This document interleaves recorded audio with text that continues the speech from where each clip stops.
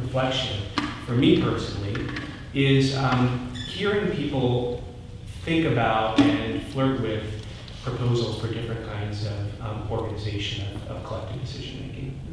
And so I think the most extreme example, this might be the second time we've used the word extreme to describe Eric Conway, but let's go ahead and do it. So the most extreme example is Eric Conway, for those of you who were here. You know, there's basically, there's a thinly veiled envy of authoritarianism in that work, right? And it's not clear where democracy ends up, right? When you hear him talk about how his vision for the future is and how we get into the problems we get into.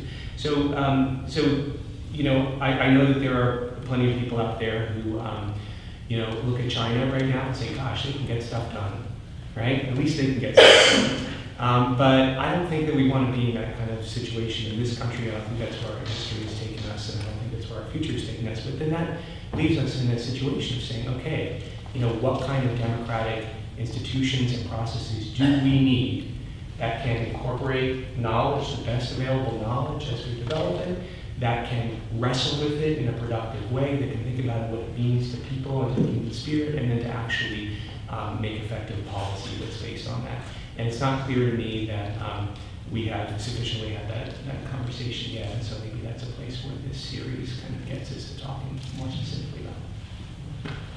And I think another area of humility would have to be that as academics, we have to realize that another book or article is not going to really say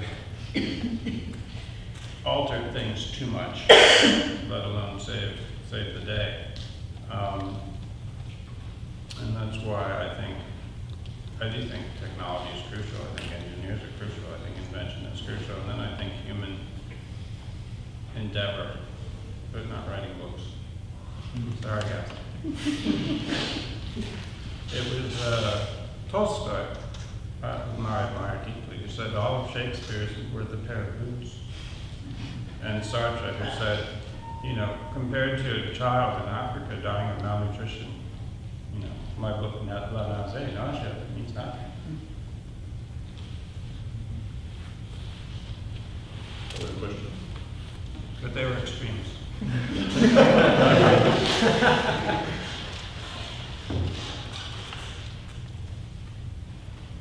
One more.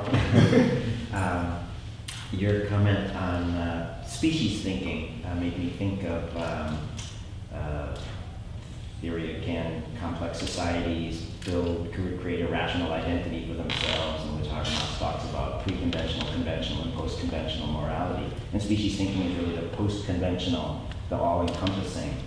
And basically the kind of social movement, the species thinking that we now need to develop really has to be globally encompassing. And I wonder what thoughts you have on really transcending not just academia, as we've been just saying, but really our little United States view of, you know, technological fixes and activism. I mean, really all cultures across the globe need to be involved in this, and will, you know, just because it is a global issue, are effective. And I wonder what thoughts you have on sort of this massive scope culturally and socially.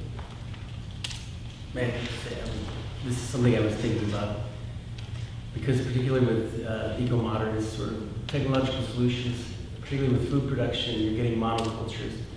And what we see as anthropologists working, you know, with different societies, how they're much more resilient in many ways because they have the diversity, be that linguistic, which is a win-to-win knowledge of the environment for things that we can't label, for example, in the Amazon and don't know the properties of.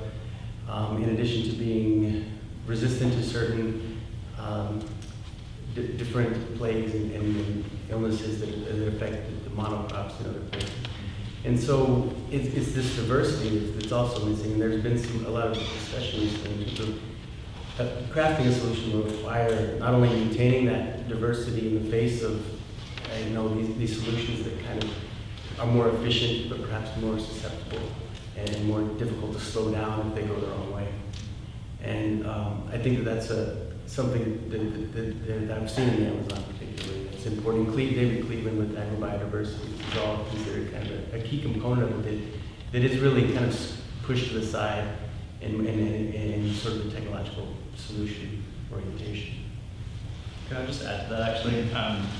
And not to bring us back around to science versus consumerism, but I mean, one of the issues with, you know, like putting all your chips with either, you know, approach is like if you just pursue a technology approach, like you have to think about like, okay, who gets those technologies and how will those be utilized? And so maybe it's not so much about consumerism, but if you're going to think like, okay, this is a global problem that we're all participating in, like technologies have to be developed, yes, absolutely, but they have to be developed with an eye to the public good.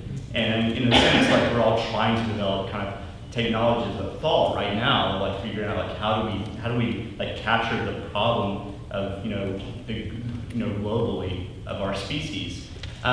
So, you know, I agree. I don't think you can just like peg it on consumerism or just technology, but you do have to think about how you intertwine like the solution. Be like, okay, we're going to develop these technologies and distribute them widely. Probably one last question, Zach.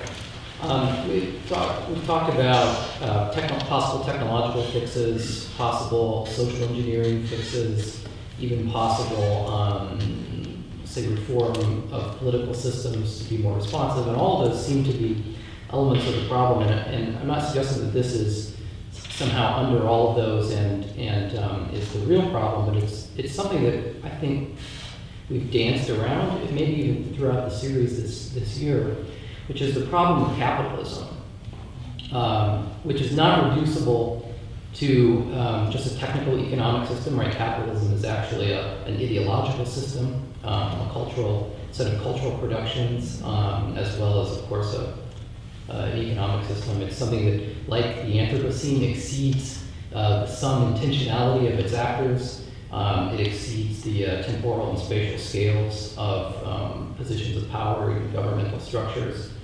It's something that suffuses everything. So in some sense, it's a kind of analog to the Anthropocene. And many would argue, of course, it's the cause of the Anthropocene. I would certainly at least think that it's a big part of that equation, right? This question of deploying technologies for the public good. We know that technologies have been, that the way that technological development has been accelerated has actually been largely a product of capitalism, late capitalism. And we also know that late capitalism is notoriously bad at, or maybe even impossible, to look after the public good. So actually, it complicates this question of developing technologies for the public good. But strangely, we don't usually talk about capitalism very much, even when Naomi Klein's book brings up the issue, maybe kind of a soft way, looking at asking for a kind of less exploitative version of capitalism. Few people would argue that we want to go to communism or something like that, which is equally environmentally disastrous, at least in its historical manifestations. So what do we do with this concept of capital or capitalism now? Curious how you respond to that, or how you think we should respond to it or even approach it.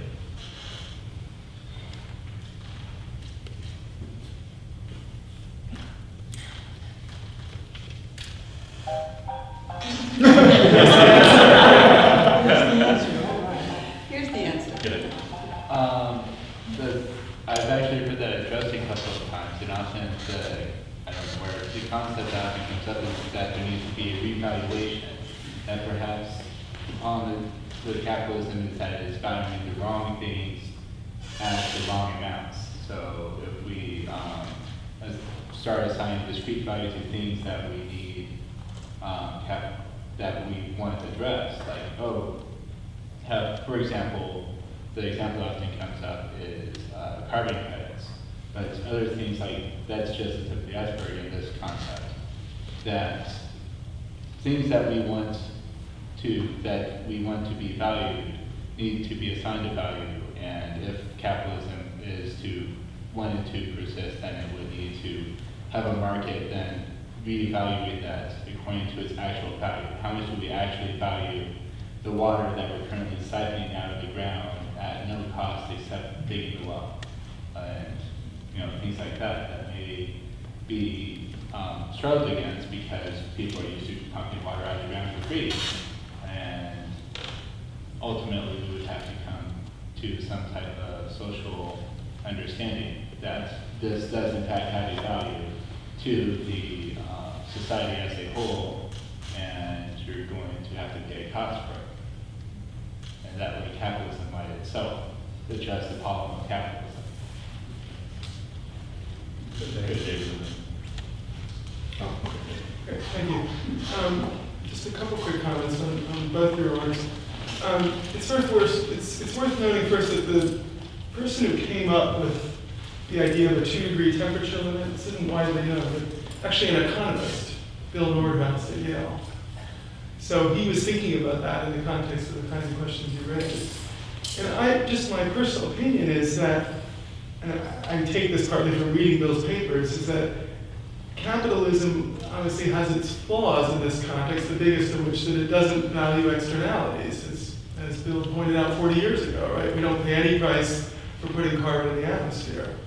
But at the same time, it's also the system that is the most potent wealth creator that any civilization ever has come up with.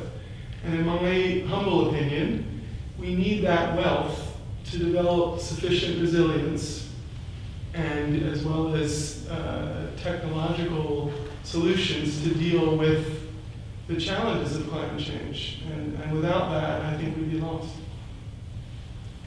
John, why don't you have the best? It might be a nice moment to announce semi-publicly that the next year's critical issues is titled "This Changes Everything: Climate Futures." That's the title that Ken and I have sort of co-organized, and there'll be another year plus because it will continue through the fall of 2016 for the first time. It's more than a year long. So although we haven't answered anyone's questions, we've launched them and we'll continue to discuss them with the help of that initiative. Congratulations.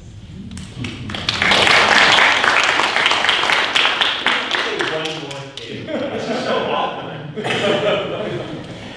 So Zach, you know, I mean, this is frequently said these days that it's become easier to imagine the end of the world than the end of capitalism, right? Okay. So I'm not going to try to imagine that, but what I will say is that I know you also know that capitalism isn't a single thing, right? It's a lot of different kinds of things. And there are capitalisms that are far more amenable to effective collective decision-making around some of these pressing issues than others, right? And so I think that without, indulging in a kind of counterfactual future, I think, not that I can predict it, but you can certainly say in the near term that capitalism isn't coming to an end. We still call it late capitalism. I'm not sure why that is. But just to say that there are a lot of different models out there, within this thing. And so I think that in this country, to step outside of the US-centric view that we often have of environmental problems, to step outside of that and look at other kinds of systems that produce wealth, but that also lend themselves better to decision-making when it comes to really hard decisions. Okay. Time for a reception. Thank you all.